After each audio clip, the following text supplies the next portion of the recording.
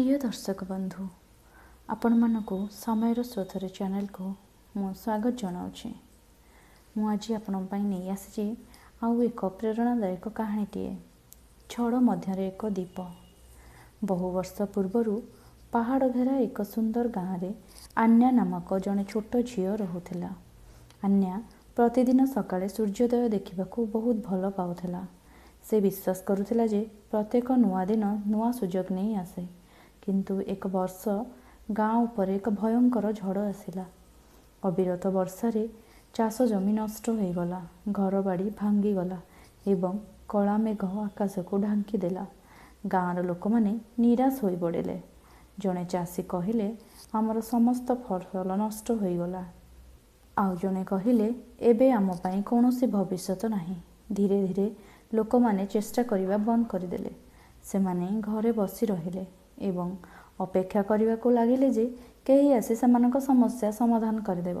किंतु आन्या एक अद्भुत कथा लक्ष्य कला। प्रति संध्यारे गाँ पाखरे थिबा एक उच्च पहाड़ उपर एक छोट दीप जलुथिला। जेते बड़ झड़ हेउना काहेकि, जेते अंधकार हेउना काहेकि, से दीपटी केबे भी लिभु नथिला। दिने आन्या से पहाड़ उपर को गला। सेठारे से वृद्धा महिला को देखिला जे जत्नर सहित दीप को सुरक्षा करुथिले। आन्या पचारिला, आई आपण ये दीपटी को कहीं जलाई रखुंट? यह तो झड़ को बंद करिपरिबो नाही।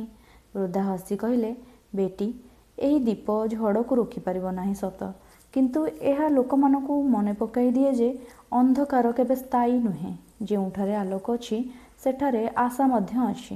यही कथा आन्यार हृदय को छुईगला। परदिन सकाळे से एक निष्पत्ति नेला। से एका एका गाँवर रास्ता सफा करने को लगला। भांगी जाइथिबा डालपत्र हटाइला एवं जमी को पुणी चाष पाई प्रस्तुत करिबारे लागिगला। लोक माने ताकू देखि हसुथिले। एसबु करी कौन लाभ, एबे किछि बदलिबो नाही।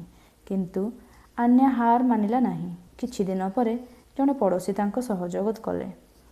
तापरे आउ जणे धीरे धीरे समस्त गाँवासी एकाठी होई गले।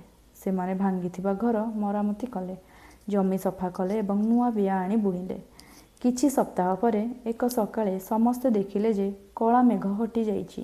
दीर्घ समय परे सूर्यर सुनेली किरण गाँ उपरे पड़िछि। मास केतक मध्यरे चाष जमी पुणी सबुज होईगला। पिलामानक हस फेरी आसिला। गाँ पुणी जीवन रे भरीगला। एक उत्सव गाँवर मुखिया आन्या को पचारिले, समस्ते हार मानिथिबा बेले तुमे किपरि आशा धरी रखिल? आन्या हसी कहिला एवं पहाड़ उपर जलुथिबा दीप को देखाई कहिला, मु शिखिछि जे आशा माने अंधकार शेष हेबाको अपेक्षा करिबा नुहे। आशा माने हेउछि अंधकार मध्यरे निज आलोक को जलाई रखिबा। तो कहानीटी बहुत सुंदर थिला ना दर्शक बंधु। तो एथुर आमे कौन शिखिले? शिखिले जे जीवन रे जेते बड़ समस्या आसुना काहेकि, केबे आशा हारंतु नाही। एक छोट आशार आलोक मध्य अनेक लोकंक जीवन को आलोकित करिपारे। सबुठारु अंधार राति परे ही सबुठारु सुंदर सूर्योदय आसे। तो मोर कहानीटी आपण मानकु केमिति लागिला मते कमेंट माध्यम रे निश्चिंत जणांतु। एंड हाँ, मो चैनल को लाइक शेयर कमेंट सब्सक्राइब करने को जमा भी भूलिबे नाही। धन्यवाद बंधुगण। जय जगन्नाथ।